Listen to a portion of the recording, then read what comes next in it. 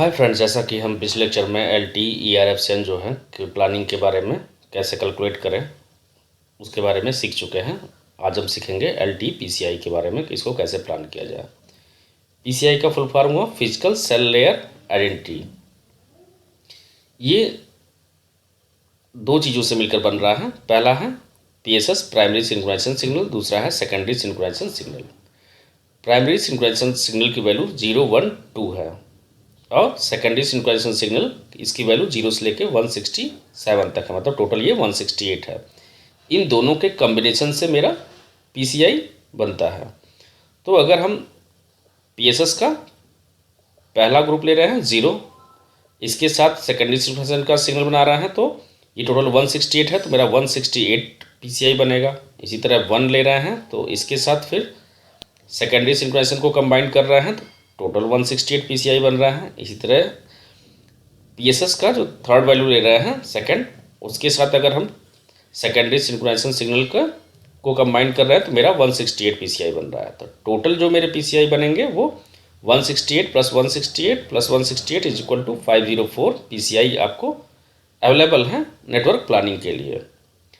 अब network planning में हम PCI को इम्प्लीमेंट कैसे करेंगे, उसके लिए कुछ रूल डिफाइन किए गए हैं। पहला रूल है कि avoid PCI collision. PCI collision, avoid PCI collision मतलब क्या कह रहा है कि आपको कोई मेरा यूवी है, वो 2 सेल का या 4 सेल का 5 सेल का जितने भी सेल का उसको सिग्नल रिसीव हो रहा है तो वो सेम PCI के सिग्नल उसको रिसीव नहीं होने चाहिए। तो जो फ्रंट टू फ्रंट फेसिंग है या फिर जहाँ से वो सिग्नल आ रहे हैं 4-5 सेल के जो है, तो उसमें PCI कोलिजन नहीं होना चाहिए, सेम PCI किसी का नहीं होना चाहिए। तो पहला चीज़ का हम ये ध्यान रखेंगे। दूसरा, अवॉइड PCI कन्फ्यूजन। ये कह रहा है कि कोई सेल है उसके जितने भी नेबर डिफाइन है, 4 नेबर, 5 नेबर, 10 नेबर, तो वो जो भी मेरे 10 नेबर सेल डिफाइन हैं किसी सेल के, तो उस 10 नेबर सेल में 10 नेबर सेल की PCI जो है सेम नहीं होनी चाहिए। अगर सेम होगा तो ये PCI कन्फ्यूजन का केस बनेगा। तो दो केस हो गए, PCI कोलिजन का केस और PCI कन्फ्यूजन का केस। अब हम ऐसे एग्जांपल देखते हैं कि जैसे ये मेरा सेल है, देख रहे हैं यहाँ पे इसकी फर्स्ट सेक्टर की PCI 1 है, 17 है, 6 है, यहाँ पे 10 है, 8 है, 21 है। अब हम फेस टू फेस बात कर रहे हैं। कोई अगर यूवी मेरा यहाँ पे है तो इसकी PCI 6 होगी, इसकी 8 है, इसकी 9 है, इसकी 7 है, इसकी 19 है। तो प्रोबेबिलिटी इन सेल का सिग्नल स्ट्रेंथ यहाँ पे रिसीव होगा, तो यहाँ पे किसी की सेम PCI नहीं मिल रही है। दूसरा चीज़, अगर इसका हम नेबर डेफिनेशन करते हैं तो इसका नेबर डेफिनेशन मेरा इसके खुद के दोनों सेक्टर से होगा, मतलब 1 और 17 से होगा। तो 117 इस देखेंगे कि इसके फ्रंट में जिसके नेबर डिफाइन करेंगे, इससे डिफाइन करेंगे 8 से, 9 से, 7 से, 19 से। तो ये PCI मेरा 1 या 17 नहीं होना चाहिए। तो यहाँ पे नेबर का भी हम ध्यान रखें कि PCI कन्फ्यूजन भी ना हो और दूसरा चीज़ PCI कोलिजन ना हो। अब आगे और रूल आगे बढ़ते हैं। थर्ड रूल आता है PCI mod 3 रूल। ये रूल क्या कर रहा है, ये रूल कह रहा है कि एक्चुअल में कि जो सेल स्पेसिफिक रेफरेंस सिग्नल होता है वो आपका मीमो के केस में हर थर्ड PCI के बाद वो रिपीट होता है उसका पैटर्न। तो ये कह रहा है कि PCI mod 3 सेम जो है हमको नहीं यूज करना है। अगर यूज करेंगे तो फिर इंटरफेरेंस होगा, तो उसको ओवरकम करने के लिए हम PCI mod 3 रूल को है अप्लाई करेंगे कि जिन PCI का mod 3 जो है सेम रहेगा उसको जो है हम आसपास नहीं यूज करेंगे। लेकिन ये चीज़ें जो है प्रैक्टिकली पॉसिबल नहीं हो पाती हैं। तो दूसरा रूल क्या कह रहा है, PCI mod 6 रूल। अब यहाँ पे कह रहा है कि ये एक चीज़ का और ओवरकम करने का काम आता है कि PCI mod 3 अगर डिफरेंट रहेगा, मेरा 0 से लेके 504 का अगर PCI mod 3 निकालेंगे तो हमको 0, 1, 2 ये 3 कॉम्बिनेशन मिलेंगे। तो ये क्या कह रहा है, PCI mod 3 रूल को PSS का सिंक्रोनाइजेशन जो है करने के लिए है मेनली कि उसमें डिले ना हो, क्योंकि सेम अगर PSS जो है डिफरेंट सेल से यूवी को रिसीव होगा तो उसको जो है डिटेक्ट करने में थोड़ी सी दिक्कत आएगी। तो इसलिए हम कोशिश ये करते हैं कि PCI mod 3 रूल को फॉलो करें कि जो भी फ्रंट फेसिंग हैं उसमें जो है PCI mod 3 is equal to same ना हो। अगला है, अगर ये रूल फॉलो करना चूँकि बहुत ज़्यादा टिपिकल है, क्योंकि मेरा PCI mod 3 rule PCI mod 3 निकालेंगे तो मेरा 3 ही वैल्यू आएगा। अभी आगे हम एग्जांपल से देख लेंगे। अगला रूल क्या कर रहा है, PCI mod 6 रूल। ये रूल क्या ओवरकम करेगा, ये भी सेल स्पेसिफिक रेफरेंस सिग्नल के इंटरफेरेंस को ओवरकम करने के ही काम आएगा। लेकिन क्या हो रहा है कि जब सिंगल एंटीना ट्रांसमिशन यूज करेंगे तो जो मेरा PCI जो सेल रेफरेंस सिग्नल का पैटर्न है रिसोर्स ब्लॉक में, वो 6th के बाद रिपीट करता है, 6th PCI के बाद रिपीट करेगा। तो हम अगर सिंगल एंटीना ट्रांसमिशन यूज हो रहा है तो उसके करस्पॉन्डिंग हम जो है PCI mod 6 रूल करेंगे, तो हम जो है इस सेल स्पेसिफिक रेफरेंस सिग्नल की वजह से जो मेरा इंटरफेरेंस होगा वो हम उसको ओवरकम कर सकते हैं। इसमें भी 6 कम्बिनेशन बनेंगे 0 से लेकर 5 तक, तो 5 से ज़्यादा नेबर नॉर्मली होते हैं। तो PCI mod 3 रूल फॉलो कर पाना थोड़ा सा टिपिकल हो जाता है, तो हम PCI mod 3 रूल ज़्यादा से ज़्यादा जो मेन फेसिंग है उनको कर सकते हैं, और PCI mod 6 कोशिश करेंगे कि नेबर में फॉलो कर लें। अगर PCI mod 3 जहाँ रूल फॉलो हो गया तो PCI mod 6 और PCI mod 30 rule already follow होगा। लेकिन और PCI mod 6 रूल फॉलो हो रहा है तो इसका मतलब ज़रूरी नहीं है कि PCI mod 3 रूल फॉलो होगा।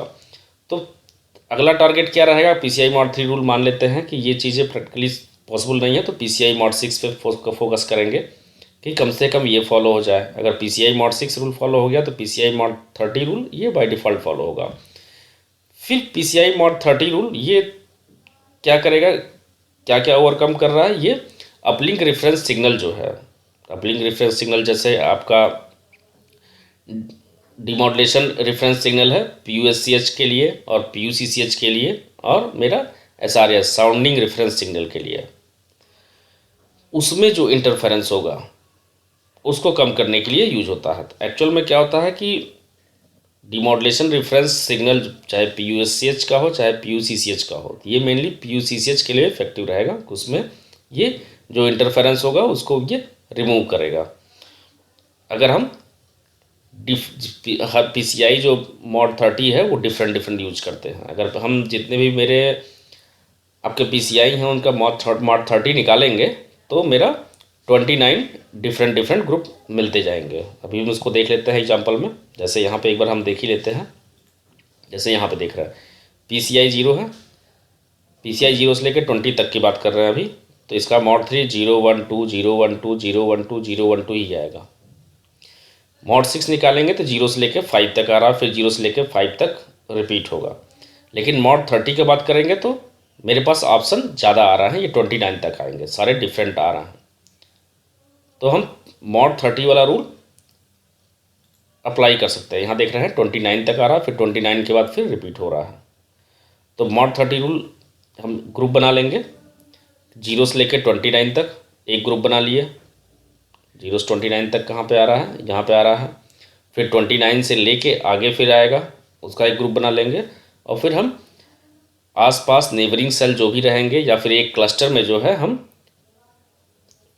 PCI mod 30 के अकॉर्डिंग PCI को प्लान कर देंगे कि हर PCI का जो है mod 30 डिफरेंट हो, mod 30 सेम ना हो।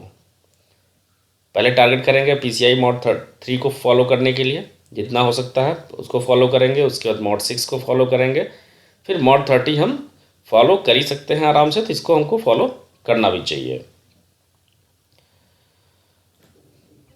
तो ये हो गया मेरा PCI mod 30 रूल। अब हम ये देख लेते हैं, जैसे हम बोल रहे थे कि सेल स्पेसिफिक रेफरेंस सिग्नल जो PCI mod 3 और PCI mod 6 जो मेरा रूल क्या कर रहा है। मेरा हर रिसोर्स ब्लॉक में 4 रेफरेंस सिग्नल होते हैं और उसकी लोकेशन जो है PCI पे डिपेंड करती है।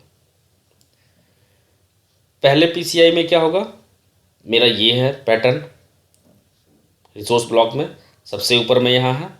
फिर सेकंड PCI में क्या होगा, ये स्लाइटली एक नीचे आ रहा है, इसमें 2 नीचे आ रहा है, फिर इसमें 3 नीचे आया, फिर 4 नीचे आया, फिर फाइनली कंप्लीट नीचे आ गया। सारे ये मूव कर रहे हैं। अब ये सारा नीचे आ गया तो फिर क्या होगा, नेक्स्ट में 6th के बाद 7th में ये मेरा सेल रेफरेंस सिग्नल की पोजीशन वापस फिर ऊपर हो जाएगी। तो ये रिपीट कर रही है। तो PCI मोड्स, ये मेरा सिंगल एंटीना ट्रांसमिशन है, उस केस में बता रहे हैं। तो रिपीट हो जा रही है। तो जो मेरा PCI 0 थी वही मेरी PCI 6 का cell specific reference signal pattern same हो जा रहा है। तो फिर मेरा UV डिकोड करने में उसको प्रॉब्लम होगी। तो इसको अवॉइड करने के लिए हम PCI mod 6 रूल यूज करते हैं कि जिसका PCI mod 6 सेम होगा उसको हम नेबरिंग सेल में ना यूज करें। इसी तरह जो PCI mod 30 रूल था, ये अपलिंक रेफरेंस सिग्नल के लिए है। अपलिंक रेफरेंस सिग्नल में मेनली ये इफेक्टिव होगा PUCCH का। जो PUCCH के लिए demodulation reference signal DMRS use हो रहा है, वो एक्चुअल में टोटली डिपेंडेंट कर रहा है। अगर मेरा सीक्वेंस होपिंग इनेबल्ड नहीं है, ग्रुप होपिंग इनेबल्ड नहीं है, तो वो डायरेक्टली डिपेंड कर रहा है PCI mod 30 पे।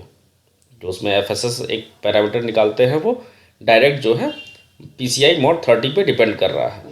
तो 30 बेस सीक्वेंस में से वो कौन सा बेस सीक्वेंस चूज करे, वो डायरेक्ट उसी पे डिपेंड कर रहा है। तो ये अगर mod 30 का रूल हम अप्लाई रहेगा तो मेरा वो डिफरेंट सीक्वेंसेज यूज करेगा। तो मेरा ये अपलिंक रेफरेंस सिग्नल में मेरा इंटरफेरेंस को ये कम कर देगा। PUSCH भी डिपेंड कर रहा है। PUSCH जो डिमॉड्यूलेशन रेफरेंस सिग्नल PUSCH के लिए जो यूज हो रहा है, वो भी यूज कर रहा है PCI mod 30, लेकिन उसके साथ उसमें एक डेल्टा SSS अलग से एक पैरामीटर यूज करते हैं जो सेल स्पेसिफिक है। तो अलग अलग सेल में हम अलग यूज करके उसको तो हम ओवरकम कर सकते हैं, लेकिन PUCCH में नहीं कर सकते हैं। तो इसलिए PUCCH के लिए जो है demodulation reference signal for PUCCH के लिए ये बहुत ही ज़रूरी है PCI mod 30 रूल फॉलो करना। तो ये हम देखिए कि LTE में PCI प्लानिंग करने के लिए हम किन किन चीज़ों का मेन ध्यान रखें। पहला ध्यान रख रहे हैं हम, PCI कोलिजन नहीं होना चाहिए। दूसरा, PCI कन्फ्यूजन नहीं होना चाहिए। तीसरा, जहाँ तक पॉसिबल हो वहाँ तक PCI mod 3 रूल का फॉलो करें। फिर mod 3 रूल फॉलो नहीं हो सकता है तो mod 6 रूल फॉलो करें, और mod 6 भी नहीं फॉलो हो सकता है तो mod 30 तो मस्ट है, इसको कम से कम हमको फॉलो करना चाहिए। तो हम PCI प्लानिंग को थोड़ा सा बेटर तरीके से करेंगे तो मेरा काफ़ी हद तक नेटवर्क की परफॉर्मेंस मेरी अच्छी रहेगी। Thank you very much.